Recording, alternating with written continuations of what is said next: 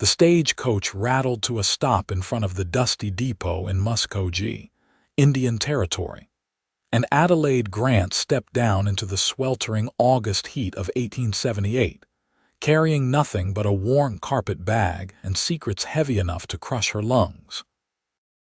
She looked over her shoulder one last time, half expecting to see the ghosts of her mistakes manifesting in the shimmering haze. But there was only the empty road stretching back toward Arkansas and the life she had burned to ashes. The town sprawled before her in a mixture of wooden storefronts and canvas tents, a place still finding its footing in this wild land where Creek and Cherokee nations met white settlement in an uneasy dance. Adelaide pulled her bonnet lower over her face, though the August sun beat down relentlessly, making the simple gesture nearly unbearable. She needed anonymity more than comfort. She needed to disappear. "Miss, you need help with your bag." A voice cut through her thoughts, rough but kind, and Adelaide turned to find herself looking into the bluest eyes she had ever seen. They belonged to a man perhaps a few years older than her own 22 years, tall and lean in the way of men who spent their days in the saddle rather than behind a desk. His hat was pushed back on his head, revealing sun-streaked brown hair, and his hands, she noticed, were calloused and strong. "No, thank you," Adelaide said quickly, clutching her bag tighter. "Trust no one." That was the rule that had kept her alive for the past 3 months. The man tipped his hat anyway. "Vincent Edwards, madam. I work at the Double E Ranch just outside town. If you need anything at all, you can find me there or at the general store most Saturdays." Adelaide nodded curtly, not offering her own name, and the cowboy's expression flickered with something that might have been disappointment before he touched the brim of his hat again and walked away. She watched him go, noting the way he moved with easy confidence, the way other people in the street greeted him with genuine warmth. A man with roots here, the exact opposite of what she needed. The boarding house was easy enough to find. Mrs. Chen, a Chinese woman who had come west with her husband during the railroad boom, ran a clean establishment that asked few questions. Adelaide paid for a week in advance with coins she had earned washing dishes in Fort Smith, and the older woman showed her to a small room on the second floor that smelled of lye soap and prairie dust. "You running from a man?"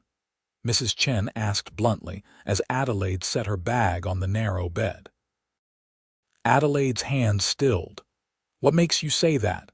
Every woman who comes here alone is running from something. Usually a man. Husband, father, neither," Adelaide said, which was technically true.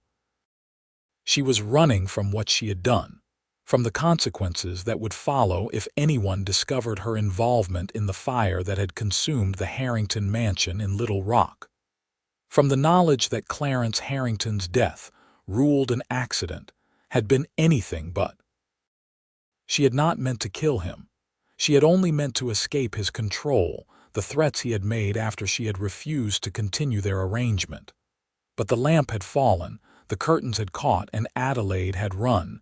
Mrs. Chen studied her for a long moment, then nodded. "I do not ask questions. You pay, you work hard, you keep to yourself, we have no problems. There is a position at the hotel restaurant if you need work. The owner, Mr. Patterson, he is fair." Adelaide took the job. She needed to build a new life, or at least the appearance of one. And sitting idle would only give her mind too much time to replay that terrible night. The work was hard, endless hours serving meals to ranch hands, merchants, and the occasional traveler passing through on their way to somewhere more important. Her hands grew red and raw from washing dishes in water so hot it raised blisters, but she welcomed the pain. It was penance and distraction in equal measure.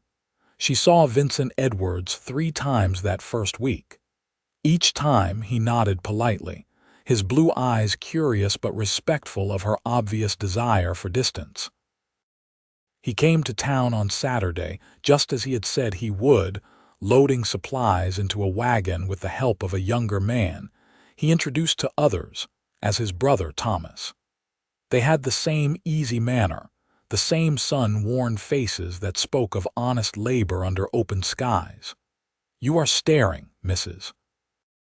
Chen said on Saturday evening as Adelaide watched Vincent and his brother drive away from the window of the boarding house parlor. Adelaide jerked back from the curtain. "I was just watching the street. You were watching the Edwards boy. He is a good man. His family owns the Double E. They came here in '72, built that ranch from nothing.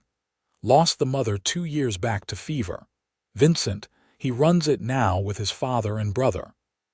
"I am not looking for a man," Adelaide said firmly. Mrs. Chen smiled, a knowing expression that made Adelaide's cheeks burn.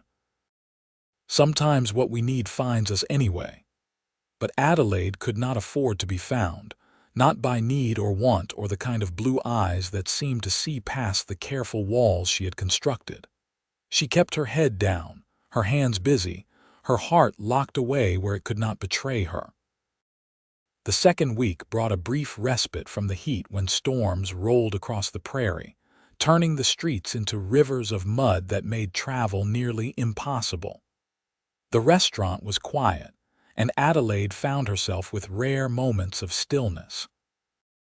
She spent them reading a battered copy of Dickens she had found in the boarding house parlor, losing herself in stories of redemption and second chances that felt like cruel fairy tales. She was so absorbed that she did not notice Vincent Edwards enter the restaurant until he was standing beside her table. "That is a good book," he said, and Adelaide nearly jumped out of her skin. "You startled me," she said, pressing a hand to her racing heart. "I apologize. I should have made more noise." He gestured to the empty chair across from her. "May I?" Every instinct told her to say no, to maintain the distance that safety required. But the rain drummed against the windows, and the restaurant was nearly empty, and something in his expression, open and genuinely friendly, made her nod. Vincent sat, removing his hat and setting it on the table between them like a treaty of peace. "I have been meaning to introduce myself properly, but you seem like you prefer to be left alone." "I do," Adelaide said, but her tone was softer than she intended. "Then I will make this quick. I am Vincent Edwards, as I mentioned before. I run a cattle ranch with my family. I am 25 years old, I have never been married, and I have been watching you for 2 weeks trying to work up the courage to ask your name." The honesty in his words disarmed her completely. Adelaide found herself smiling despite herself. "Adelaide Grant. I am 22. I am not married either. I came from Arkansas 2 weeks ago, and I am not looking for complications." "Fair enough," Vincent said, returning her smile with one that transformed his serious face into something genuinely beautiful. "But you never said anything about friendship." "Even a woman who wants to be left alone needs friends in a new town." Adelaide considered this. Friendship seemed safer than isolation, which bred suspicion, but more dangerous than solitude, which protected secrets. "I suppose one friend would not hurt. One friend it is," Vincent agreed. "And as your friend, may I buy you dinner? You have been serving everyone else in this town for 2 weeks. Someone should serve you." The meal was simple, steak and potatoes and coffee strong enough to wake the dead. But it was the first time since Little Rock that Adelaide had sat across from someone and felt something approaching normalcy. Vincent talked about the ranch, about the challenges of raising cattle in territory that was still being mapped and settled, about his dreams of expanding the herd and maybe one day having enough success to travel east and see the ocean. "What about you?" he asked as the rain continued its steady percussion against the roof. "What are your dreams?" Adelaide looked down at her plate, Dreams required a future, and she was not certain she had earned one. "I dream of being left alone," she said quietly. "Of finding a place where I can just exist without looking over my shoulder." Vincent's expression grew serious. "You are running from something." It was not a question, and Adelaide saw no point in denying what must have been obvious from the start. "Does it matter what?" "Only if it is going to follow you here and cause trouble." "I hope not," Adelaide said, and it was the most honest thing she had told anyone in months. Vincent reached across the table and placed his hand over hers. The contact was brief, respectful, but it sent warmth racing up her arm. "Then as your friend, I will hope that too." They fell into an easy pattern after that. Vincent came to town every Saturday, and Adelaide would take her break when he arrived, sitting with him in the restaurant or walking down the muddy streets when the weather allowed. He told her about his life, about losing his mother to a fever that had swept through the territory, about the responsibility of running a ranch that employed a dozen men and supported his father and brother. Adelaide shared less, offering only carefully edited pieces of a past that she could not fully escape, but refused to relive in detail. "You are a mystery, Adelaide Grant," Vincent said one September afternoon as they sat on the porch of the general store, watching the town go about its business. "Is that such a bad thing?" "It is frustrating," he admitted with a smile that softened the words, "but not bad. Everyone deserves their privacy." Adelaide turned to look at him properly. The autumn sun cast golden light across his features, highlighting the small scar above his left eyebrow and the laugh lines around his eyes. He was handsome in an understated way, the kind of face that grew more appealing the more time she spent studying it. "Why are you being so kind to me?" "You do not know anything about me." "I know enough," Vincent said. "I know you work harder than anyone I have ever met. I know you read Dickens and prefer your coffee black. I know you smile when you think no one is watching, but you hide it the moment you remember yourself. I know you are running from something that hurt you, and I know I would like to be the person who helps you find a reason to stop running." The words hung between them, weighted with possibility and danger in equal measure. Adelaide's throat tightened. "Vincent, I cannot offer you anything. My past is complicated, and I am not certain I even deserve a future." "Everyone deserves a future," he said quietly, "and I am not asking for anything except the chance to know you better, to be your friend, and maybe, if you will let me, something more when you are ready." Adelaide wanted to say no. She wanted to walk away from the warmth in his eyes and the promise of something that felt dangerously like hope. But she was so tired of running, so exhausted by the weight of guilt and fear that had become her constant companions. "I need time," she whispered. "Take all the time you need," Vincent said, and he meant it. October brought cooler weather and the first hints of winter on the horizon. Adelaide had been in Muskogee for 2 months, and the rhythm of her new life had begun to feel almost real. She worked, she saved her earnings, and she spent her Saturdays with Vincent, learning to trust again in small, careful increments. She met his father, William Edwards, a grizzled man in his 50s with the same blue eyes as his sons and a handshake that could crack walnuts. He came to town one Saturday with Vincent and studied Adelaide with the frank appraisal of someone who did not waste time on pleasantries. "You are the girl my son has been talking about," William said. "Father," Vincent said, a note of warning in his voice. "It is fine," Adelaide said, though her stomach twisted with anxiety. "I am Adelaide Grant, sir." William nodded slowly. "You have been good for him. He smiles more these days. That is worth something in my book." The simple acceptance made Adelaide's eyes sting with unexpected tears. She had expected judgment, questions about her background, demands for explanations she could not give. Instead, This hard man offered approval based solely on the happiness his son had found in her company. "Thank you," she managed. "You should come to the ranch for Sunday dinner," William said. "Meet the rest of the family properly. Thomas would like to meet the woman who has his brother acting like a lovesick calf." Vincent's face colored, but he was grinning. "Only if Adelaide is comfortable with that." Adelaide knew she should decline. Every expansion of her social circle was a risk, another opportunity for someone to ask the wrong questions or recognize her face from a wanted poster that might not exist but haunted her dreams anyway. But the desire for normalcy, for connection, proved stronger than fear. "I would like that," she said. The Double E Ranch sat in a valley carved by a lazy creek, surrounded by rolling prairie that stretched to the horizon. The main house was built of solid timber, modest but well-maintained, with a wide porch that spoke of summer evenings spent watching the sun set over the grasslands.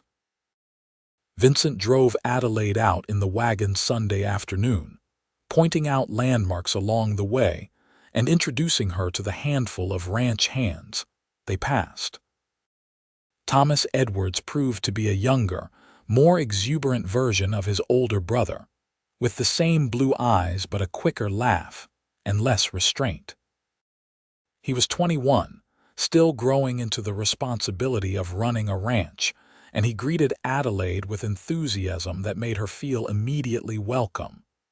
"Vincent has been keeping you to himself," Thomas said as he helped her down from the wagon. "We were starting to think you were imaginary." "Thomas," Vincent said, but there was no real heat in the reprimand. Dinner was chaotic and warm, the table crowded with family and two of the senior ranch hands who had been with the Edwards for years. The food was simple but plentiful: roasted chicken and vegetables from the kitchen garden, bread still warm from the oven.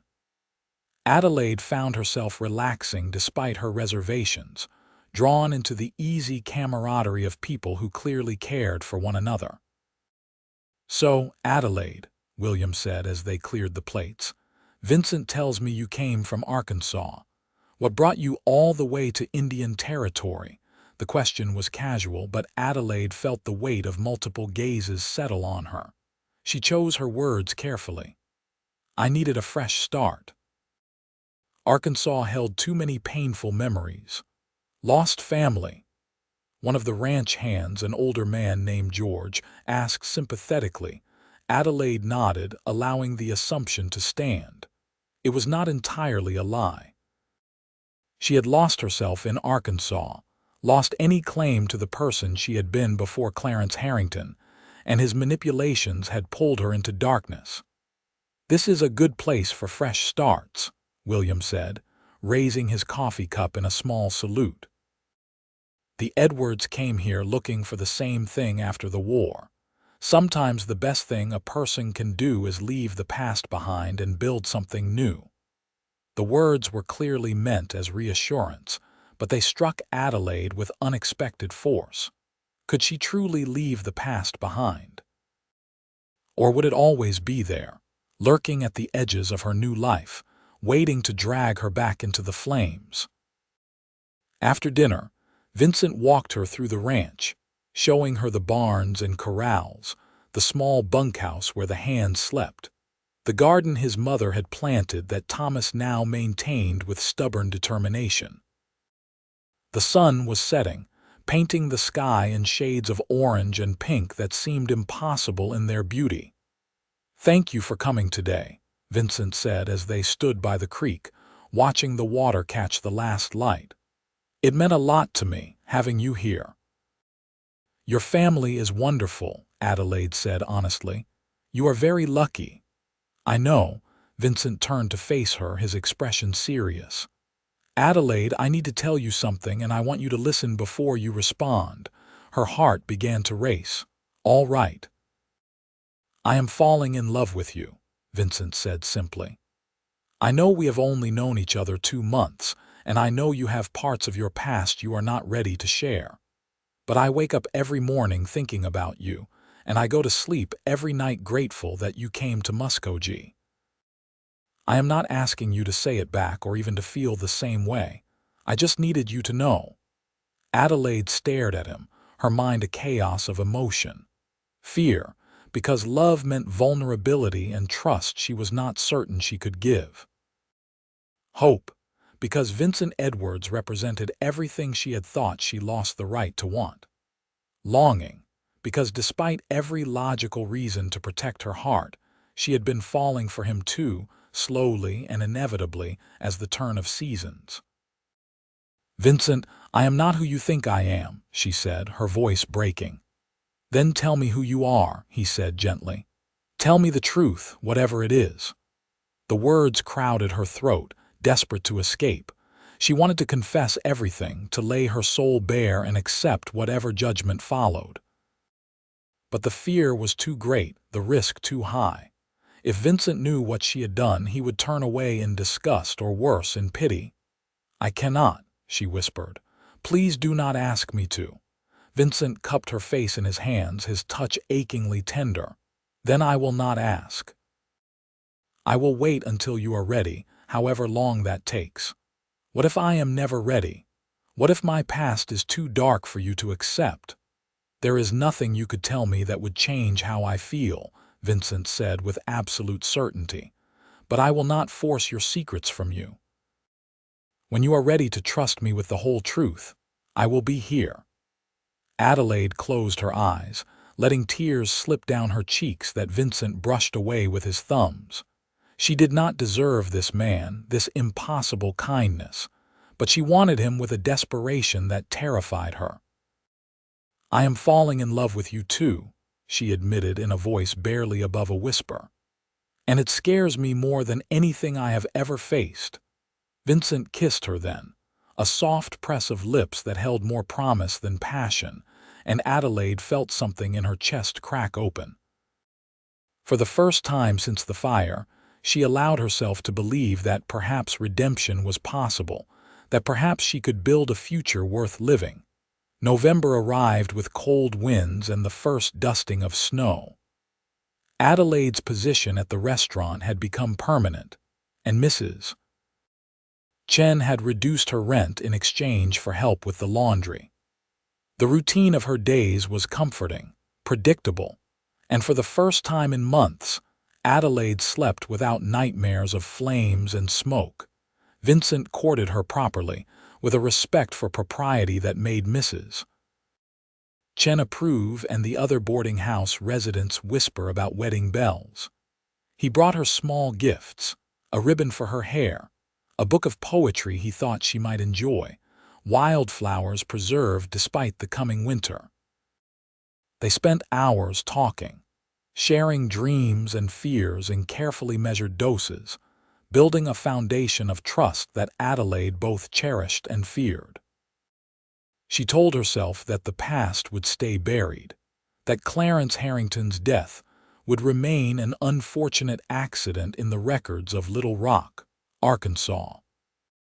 She told herself that she could build a life here, that love could somehow absolve the guilt that still woke her in the dark hours before dawn. But fate, as Adelaide was learning, had little patience for wishful thinking. The stranger arrived on a Wednesday in late November, stepping off the same stagecoach that had brought Adelaide to Muskogee 3 months earlier. He was tall and well-dressed in a way that spoke of eastern cities and money, his coat free of dust, his shoes polished to a shine that seemed ridiculous in the mud-slicked streets. Adelaide noticed him from the restaurant window and felt ice slide down her spine. She knew that face. Jonathan Mercer, Clarence Harrington's business partner and closest friend. He had been at the mansion the week before the fire, discussing investments and looking at Adelaide with the same proprietary interest that Harrington had worn like a second skin. Adelaide stepped back from the window, her hands shaking. Mercer could not be here for her. It was coincidence, business that had nothing to do with a woman who had ceased to exist the moment she left Arkansas. But when he entered the restaurant an hour later and his gaze found her immediately, she knew she had been lying to herself. "Miss Grant," Mercer said, his voice smooth and cold. "Or should I say Miss Gaines? You have been quite difficult to find." The use of her real name made Adelaide's knees weaken. She had changed her surname when she fled, a simple alteration that had seemed sufficient. Clearly, it had not been enough. "I think you have me confused with someone else," Adelaide said, forcing her voice to remain steady. Mercer smiled without warmth. "I think not. Adelaide Gaines, formerly employed by Clarence Harrington as a household manager until his untimely death in a fire you were present for. A fire the authorities ruled accidental, though I have always had my doubts. What do you want?" Adelaide asked quietly, aware of the other diners beginning to stare, to talk, privately. Mercer gestured to an empty table in the corner. "Unless you would prefer to have this conversation in front of your new friends," Adelaide had no choice. She followed him to the table, her mind racing through possibilities and finding no escape. Mercer waited until she sat before leaning forward, his expression predatory. "You killed Clarence," he said without preamble. "It was an accident," Adelaide whispered. "The lamp fell. I tried to wake him, but the smoke was already too thick." "You were the only one who escaped that fire," Mercer said. "Everyone else in the household perished. Convenient that you happened to make it out unharmed." "I was lucky," Adelaide said, but the word tasted like ash on her tongue. "Or you were guilty." Mercer sat back, studying her with calculating eyes. "I have been investigating on my own. The authorities in Little Rock may have accepted the accident story, but I know better. Clarence told me about you, about how you had been refusing his advances in the weeks before his death, about how you had threatened to leave despite the generous position he had provided." Adelaide's hands clenched into fists beneath the table. "He provided nothing generous. He used his position to trap me to make demands that no employer has the right to make. I refused him because I am not for sale. So you killed him." "No," Adelaide said, but the denial felt hollow. She had not meant to kill Harrington, but she had not mourned him either. And in the moment when the flames had risen and she could have tried harder to save him, some dark part of her had chosen escape instead. "I could have you arrested," Mercer said casually. "One telegram to the authorities and you would hang for murder." Terror clawed at Adelaide's chest. "What do you want?" The same thing Clarence wanted. "Your cooperation." Mercer's smile widened. "Clarence had accounts, investments that I have been unable to access without certain information that I believe he shared with you before his death."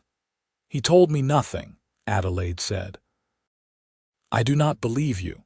But whether you have the information or not is beside the point. I want you to return to Little Rock with me. We will find what I need together, and in exchange, I will ensure the fire remains classified as an accident." "I will not go back," Adelaide said, her voice shaking. "I cannot. Then I will send that telegram and you will hang." Mercer stood, adjusting his coat with casual precision. "You have until Friday to decide. I am staying at the hotel. Make the right choice, Miss Gaines." He left, and Adelaide sat frozen at the table, watching her carefully constructed life crumble around her. She had been a fool to think she could escape, that the past would not find her. And now Vincent and his family would learn the truth, that the woman he loved was a murderer, or at least complicit in a man's death. She stumbled through the rest of her shift in a daze, her mind unable to focus on anything beyond the inevitable destruction approaching. When Vincent arrived Saturday as usual, his smile bright with affection, Adelaide nearly broke. "You look pale," Vincent said immediately, his expression shifting to concern. "Are you sick?" "I need to talk to you," Adelaide said, "privately." They walked to the edge of town, to a small grove of cottonwoods that Adelaide had come to think of as their place. The November wind cut through her coat, but she barely felt it, too numb with dread to register discomfort. "What is wrong?" Vincent asked, taking her hands in his. "Adelaide, you are scaring me." "There is a man in town," Adelaide said haltingly. "Jonathan Mercer. He is from Little Rock and he knows about my past." Vincent's jaw tightened. "What about your past?" The time for secrets had ended. Adelaide took a shaking breath and told him everything. About Clarence Harrington and his inappropriate demands. About the night she had refused him one final time and how he had threatened to ruin her reputation, to ensure she could never work again. About the argument that had followed, the lamp that had fallen in the struggle, the flames that had spread with terrifying speed. About running while the house burned, choosing her own survival over attempting a rescue that she had told herself was already impossible. "I did not mean to kill him," Adelaide said, tears streaming down her face. "But I did not try hard enough to save him either. And now Mercer is here, and he says he will tell the authorities unless I go back to Arkansas with him, unless I help him steal from Harrington's accounts." Vincent was silent for a long moment, his expression unreadable. Adelaide braced herself for disgust, for rejection, for the loss of the one good thing she had found in the wreckage of her life. "You are not going back to Arkansas," Vincent said finally, his voice hard with determination. Adelaide blinked. "What? You heard me. You are not going anywhere with that man." Vincent pulled her close, his arms solid and warm around her shaking frame. "What happened in Little Rock was self-defense. Harrington attacked you and you fought back. The fire was an accident." "I ran," Adelaide whispered against his chest. "I left him to die." "You survived," Vincent corrected. "You chose life when you had every right to. That does not make you a murderer. Mercer will not see it that way. He will have me arrested. Then we will fight it." Vincent pulled back enough to look into her eyes. "Adelaide, I meant what I said before. There is nothing you could tell me that would change how I feel. I love you, and I am not letting some bastard from Arkansas destroy our future." "How can we fight him?" Adelaide asked desperately. "He has money connections. I am no one." "You are mine," Vincent said fiercely, "and I protect what is mine. Come on, we need to talk to my father." William Edwards listened to Adelaide's story with the same unreadable expression his son had worn, sitting in the ranch house parlor while Thomas paced and Vincent held Adelaide's hand like a lifeline. When she finished, the silence stretched until Adelaide thought she might shatter from the tension. "This Mercer," William said finally. "He wants you to help him steal from a dead man's accounts." Adelaide nodded. "He claims Harrington had information I should know, but he never told me anything about his business dealings. I was a household manager, nothing more." "So Mercer is trying to extort a confession and cooperation by threatening to expose an accident as murder," William said. He looked at Vincent. "We need a lawyer." "There is a retired judge in town," Thomas offered, "Judge Harrison. He handles legal matters when needed." "Get him," William said. "Bring him here tonight. We need to know where Adelaide stands legally." Judge Harrison arrived after sunset, a wizened man in his 70s who had served on the bench in Missouri before retiring to Indian Territory. He listened to Adelaide's story with sharp eyes that missed nothing, asking pointed questions about the night of the fire and Mercer's current threats. "Miss Gaines," the judge said when she had answered all his questions, "did you strike Clarence Harrington? Did you physically cause his death?" "No," Adelaide said. "We struggled and the lamp fell, but I did not strike him.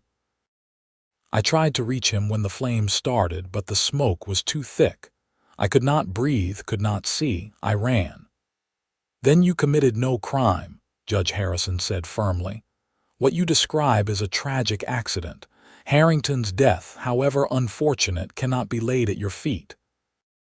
As for this Mercer fellow, attempting to extort cooperation through threats of false accusation is itself a crime.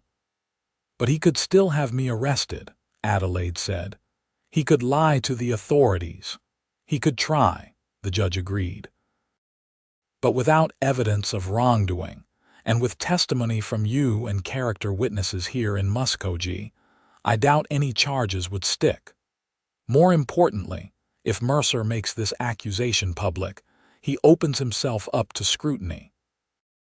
Questions will be asked about why he is so interested in Harrington's accounts, what his relationship to the deceased was, whether he has his own reasons for wanting you silenced. So we call his bluff, Vincent said. Precisely. Judge Harrison stood, gathering his coat. Miss Gaines, I suggest you write a full account of the events in Little Rock, which I will notarize and file with the territorial authorities. Then we confront Mr. Mercer together and make it clear that his threats will not be tolerated. Hope, fragile and uncertain, began to bloom in Adelaide's chest. You think this will work? I think a bully like Mercer counts on his victims being too afraid to fight back, the judge said. Show him you are not afraid, and he will slink back to Arkansas with his tail between his legs. They met Mercer at the hotel 2 days later. Adelaide, flanked by Vincent, Judge Harrison, and William Edwards, felt almost brave as they confronted the man who had haunted her nightmares. Mr. Mercer, Judge Harrison said without preamble, I understand you have been making threats against Miss Gaines regarding an unfortunate accident in Little Rock. Mercer's confident expression faltered. This is a private matter. It became a public matter when you threatened to file false accusations, the judge said calmly. I have here a notarized statement from Miss Gaines detailing the events of that night, as well as character testimonies from multiple respected citizens of Muskogee.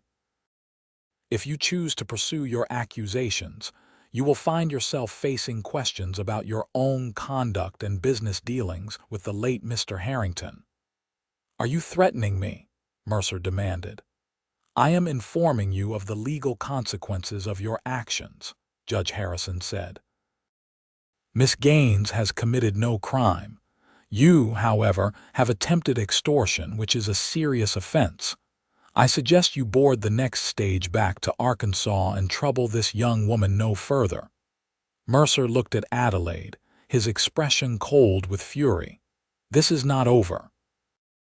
Yes, it is, Vincent said quietly, but there was steel in his voice. You have no power here. Leave Adelaide alone, or you will answer to me. For a long moment, Mercer held Vincent's gaze, and Adelaide saw the exact instant he recognized defeat. He gathered his things and left the hotel that afternoon, and Adelaide watched the stage carry him away with a relief so profound she nearly collapsed. It is over, she whispered as Vincent wrapped his arms around her. It is over, he confirmed. You are free.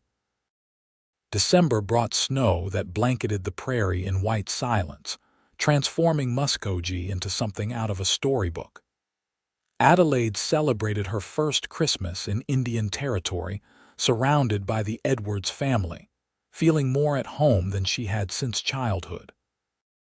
Vincent gave her a ring, simple silver with a small garnet, and asked her to marry him in front of his entire family.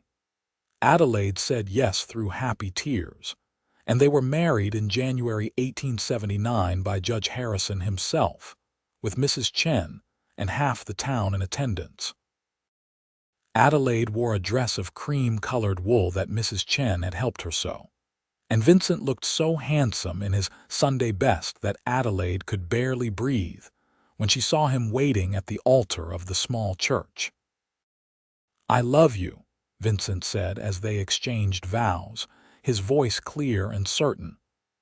I promise to spend every day of my life proving that you deserve this happiness.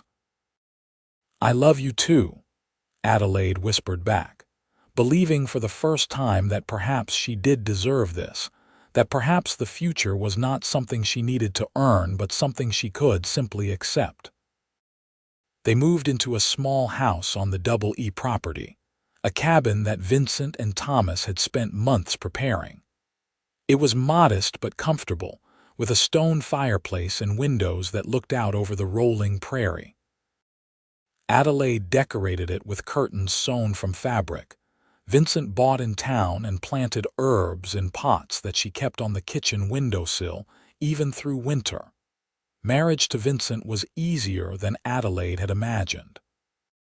He was patient with her lingering fears, the moments when shadows of the past would grip her unexpectedly. He held her through nightmares and never asked for more than she could give.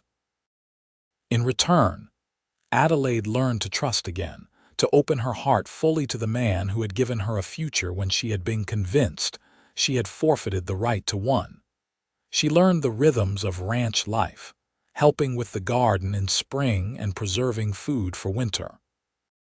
She taught Thomas to read beyond the basics he had learned as a child, and she kept the ranch accounts with a precision that made William grunt in approval.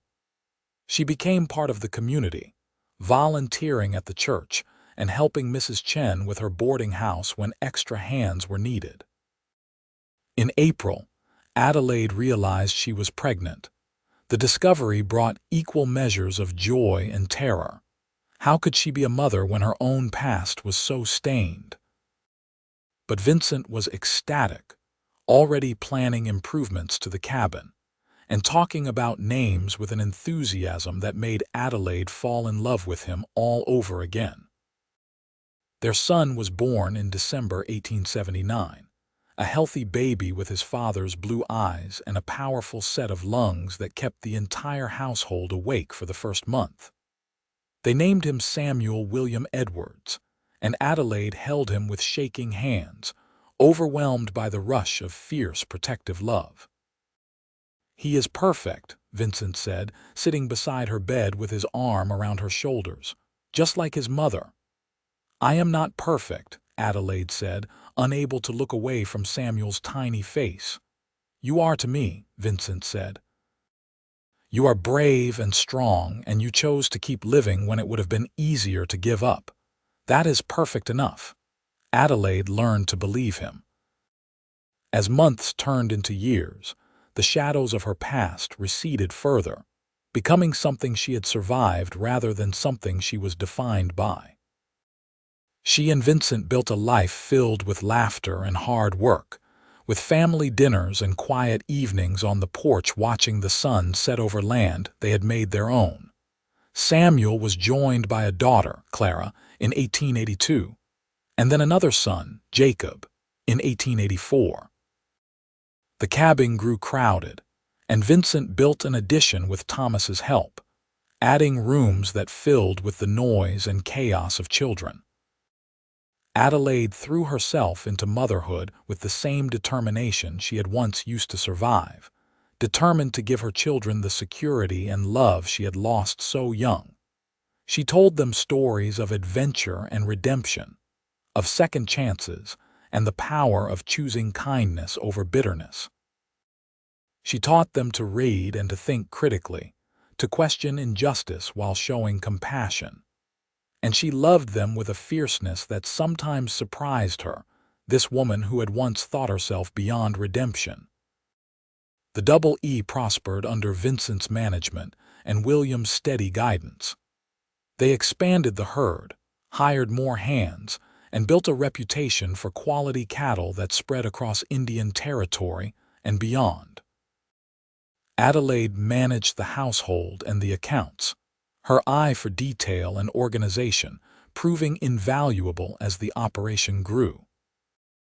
In 1889, when news came that Indian Territory would likely become the state of Oklahoma within the decade, Vincent and Adelaide sat on their porch and talked about the changes coming. Their children played in the yard, Samuel now 10 years old and already showing signs of his father's skill with horses. Clara, a bright-eyed 7-year-old who read everything she could get her hands on, and Jacob, a rambunctious 5-year-old who kept everyone on their toes. "Are you worried about statehood?" Adelaide asked, leaning against Vincent's shoulder. "A little," he admitted. "Change always brings uncertainty, but we will adapt just like we always have." Adelaide thought about adaptation, about the woman she had been when she stepped off the stage in Muskogee 11 years earlier, hollow-eyed and convinced her life was over. She thought about the woman she had become, surrounded by family and love, her hands calloused from honest work and her heart full in ways she had never imagined possible. "I am glad I came here," she said quietly. "I am glad I found you." Vincent kissed the top of her head. "I am glad I was stubborn enough to keep trying even when you wanted to be left alone. Best decision I ever made, buying you that dinner in the rain." They sat in comfortable silence, watching their children play as the sun painted the sky in shades of gold. Adelaide reached for Vincent's hand, threading her fingers through his, and allowed herself to fully embrace the happiness she had found. The past would always be part of her story, the fire and fear and flight that had brought her to Muskogee. But it was not the end of her story, not even close. The years continued their steady march.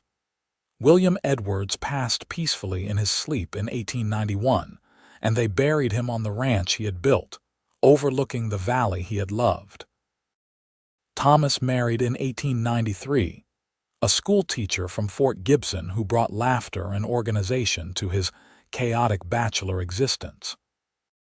The Double E became one of the most successful ranches in the region, and Vincent's reputation for fair dealing and quality stock spread far beyond Indian Territory's borders.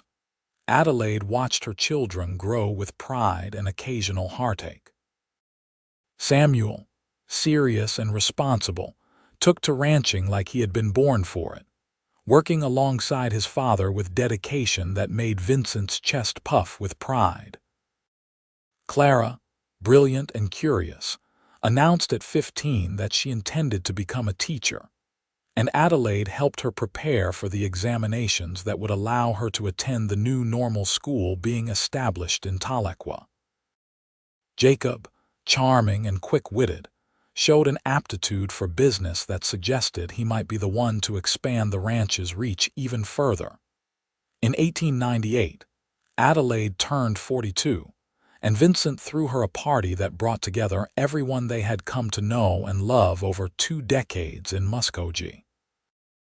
Mrs. Chen, now elderly but still sharp as a tack, presented Adelaide with a beautiful embroidered shawl. Judge Harrison, retired for real this time, toasted to the woman who had proven that courage and second chances could transform lives. Thomas and his wife brought their 3 children, and the house rang with laughter and music late into the night. Vincent found Adelaide on the porch after most of the guests had left, staring out at the familiar landscape silvered by moonlight. "What are you thinking about?" he asked, slipping his arms around her waist from behind. "Everything," Adelaide said honestly. 20 years ago, I thought my life was over. I was so certain that I did not deserve happiness, that what I had done made me unworthy of love or peace. And now look at this." She gestured to the house full of family, the land they had built their lives on, the future that stretched bright before them. "How did I get so lucky?" "It was not luck," Vincent said firmly. "It was courage. You chose to keep living when it would have been easier to give up. You chose to trust me when every instinct told you to run. You chose to build this life with me, day by day, year by year. That was not luck, Adelaide. That was strength." Adelaide turned in his arms, looking up at the man who had saved her in every way a person could be saved. His hair was shot through with gray now, his face lined with decades of sun and wind, but his eyes still held the same kindness that had first made her believe redemption might be possible. "I love you," she said. "I will never stop being grateful that you were too stubborn to let me push you away." "I love you too," Vincent said, kissing her softly. "And I will spend the rest of my life being grateful that you let me in." They stood together on the porch, surrounded by the life they had built, and Adelaide felt a peace so complete it brought tears to her eyes. The past no longer haunted her. The fire that had consumed Clarence Harrington and driven her to flight had been transformed by time and distance into a lesson learned, a mistake that had led her to exactly where she needed to be. Oklahoma achieved statehood in 1907, and the Edwards family celebrated with the rest of the territory turned state. Samuel had taken over most of the day-to-day ranch operations by then, with Jacob handling the business side and Clara teaching at the school in Muskogee while raising her own family. Vincent, now 54, had earned the right to slow down, though he still rode out most mornings to check on the cattle and the land he loved. Adelaide found purpose in new ways. She started a lending library in town, donating books and organizing reading groups for women who had little access to education. She advocated for better schools and fair treatment of the Creek and Cherokee families who still called the area home, despite the pressures of statehood and assimilation. She used the security and respect the Edwards name carried to make a difference in her community, determined to leave the world better than she had found it. On a warm evening in June 1910, Adelaide and Vincent sat on their porch watching the sun set, a ritual they had performed thousands of times over 3 decades of marriage. Their grandchildren played in the yard, and the sounds of family filled the air with comfortable chaos. "Do you ever think about Little Rock?" Vincent asked, the question coming out of nowhere. Adelaide considered it honestly. "Sometimes, but when I do, it feels like remembering someone else's life. That woman who fled Arkansas was so broken, so convinced she was beyond saving. I barely recognize her anymore." "She was not beyond saving," Vincent said. "She just needed someone to show her that running from your past does not mean you cannot build a future." "You showed me that," Adelaide said. "You gave me a future worth living when I thought I had none. You taught me that love could be safe. That home was not a place, but the people you chose to surround yourself with." Vincent pulled her close, and they sat in comfortable silence as the sky turned from gold to pink to deep purple. Around them, the ranch hummed with life and promise, a testament to what could be built from ashes if someone was brave enough to try. "I would do it all again," Adelaide said quietly. "Every mistake, every moment of fear if it meant ending up here with you." "So would I," Vincent agreed. "Although I would have preferred to skip the part where you tried to hide from me for 2 weeks." Adelaide laughed, the sound rich and free. "I was protecting you from my damage, and I was too stubborn to stay protected," Vincent said with satisfaction. "Best stubbornness I ever committed to." They stayed on the porch until the stars emerged, thick and bright in the Oklahoma sky. Their children eventually collected their own families and headed home, calling goodbyes and promises to return soon. The ranch settled into night silence, broken only by the distant lowing of cattle and the whisper of wind through the grass. Adelaide and Vincent finally went inside, moving through the familiar rhythms of preparing for bed with the ease of decades together. As Adelaide brushed out her hair, now more silver than brown, she caught Vincent watching her in the mirror with an expression of such love it made her heart catch. "What?" she asked, smiling. "Just thinking about how beautiful you are," he said. "And how grateful I am that the stage brought you to Muskogee when it did." "Fate," Adelaide suggested. "Providence," Vincent countered. "Something bigger than chance brought you to me. I am certain of it." They climbed into bed, and Vincent pulled Adelaide close, her back to his chest in the position they had slept in for 30 years. Outside, the prairie stretched endlessly, filled with possibility and promise. Adelaide closed her eyes, surrounded by love and safety, and thought about the journey that had brought her here. She had run from her past, convinced it made her unworthy of a future. But Vincent Edwards, stubborn cowboy with a heart big enough to see past her fear, had shown her differently. He had given her not just a future, but a life filled with more love and joy than she had ever dreamed possible. The woman who had fled Little Rock in terror no longer existed. In her place was Adelaide Edwards, wife and mother and grandmother, pillar of the Muskogee community, partner to the man who had saved her by believing she was worth saving. She had been running from her past, but Vincent had given her a future worth living, and she had grabbed it with both hands and never let go. As sleep claimed her, Adelaide's last thought was simple but profound. She was home.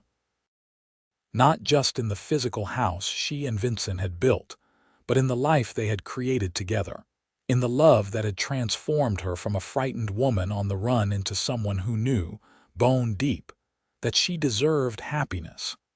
The past had brought her to Muskogee. But love, stubborn and patient and true, had convinced her to stay. And in staying, Adelaide had discovered that redemption was not something to be earned but something to be accepted, a gift offered by a cowboy with blue eyes and a heart big enough to believe in second chances. She had been running from her past. Vincent Edwards had given her a future worth living. And together, they had built something beautiful that would endure long after they were gone. A legacy of love and second chances that their children and grandchildren would carry forward into whatever futures awaited them. The ranch slept under the Oklahoma stars, and Adelaide slept too, peaceful and content, finally and completely home,